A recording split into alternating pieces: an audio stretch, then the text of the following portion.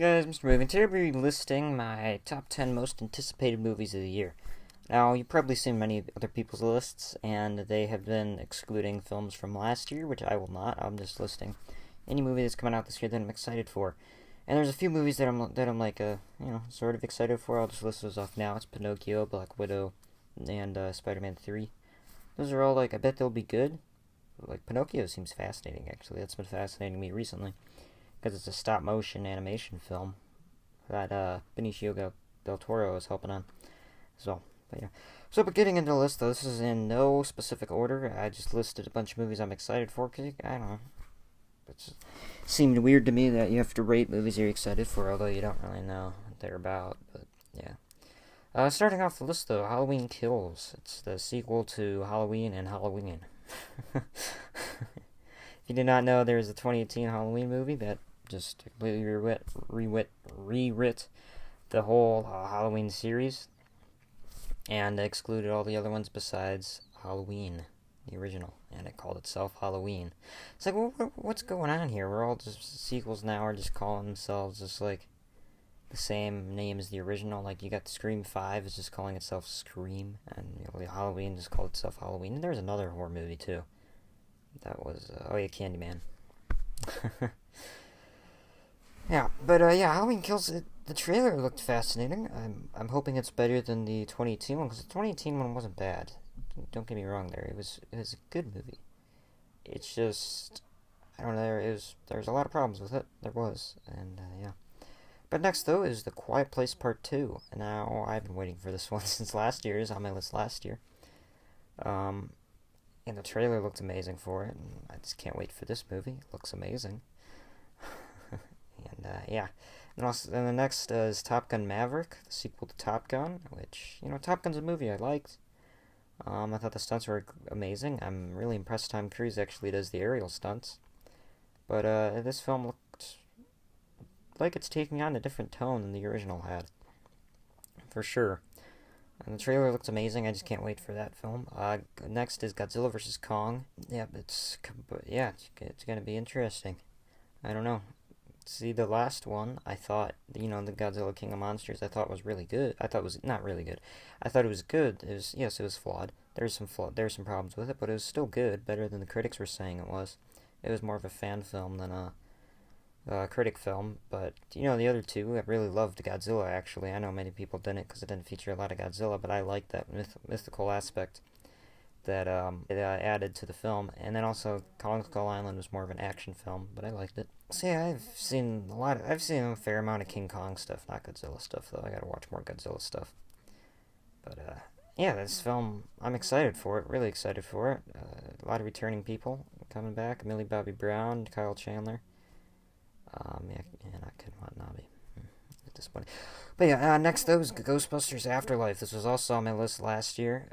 It's the sequel. Well, it's just another Ghostbusters movie that's not part of the female Ghostbusters movie. So it's the third one, I guess, if you want to call it that. And yeah, it's Paul Rudd in the Ghostbusters, so it looks good. Next is Dune, another film I had on my list. I think I had this on my list last year.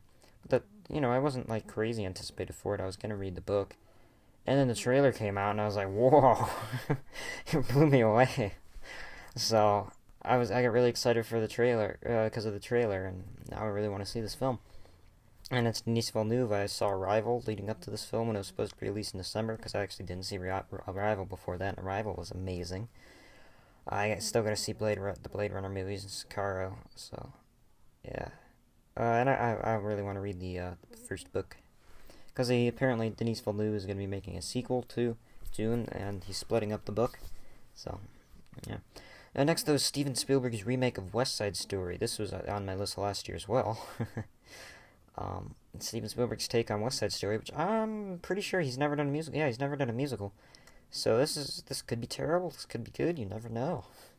Next is Raya the Last Dragon. I don't know if this was on my list last year, but it's a Disney animation studio. It's not Pixar. It's just Disney, and I'm excited to see how this one looks. They had a little bit of a teaser, sort of like when we're sort of doing like an Indiana Jones Raiders of the Lost Ark thing at the start, like Indiana Jones did at the start of Raiders, and it just looks fascinating. Next is The Matrix 4. I really like The Matrix. If you do not know, it might be my favorite movie ever made. And the Matrix Reloaded was fine. I don't know, it was good. The first one was so amazing, it just topped that by a lot. And then the third one was not good. But there's a chance this one could be good. I'm not expecting it to be like the first one at all. I'm expecting it to be like better than the second one, but not like crazy better. I'm just expecting it to be good. I want some cool action in this universe again. Um, Keanu Reeves, Carrie-Anne Moss, both returning. Morbius is gone. Yeah. I don't know. Apparently, it's not a computer game. I'm also really excited because I think if The Matrix 4 comes out and everyone watches it, we'll get a Matrix video game. It's not for the PS2, which I really want a Matrix video game with modern day technology. I think it'll look amazing. And last on the list, though, is the Suicide Squad, James Gunn movie. After the DC Fandom trailer, it wasn't really a trailer. It was just them talking about the movie. It looked amazing. They had sort of how he explained the movie. He said it's sort of a Dirty Dozen with Achilles Heroes and Where Eagles Dare, which I saw Dirty Dozen. I put Where Eagles Dare and Achilles Heroes on the hold of my library forever ago. Still waiting on that. It says missing actually under it.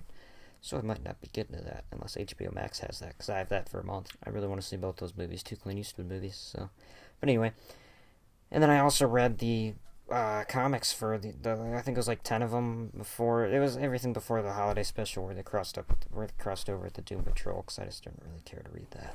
But it was good. I don't know.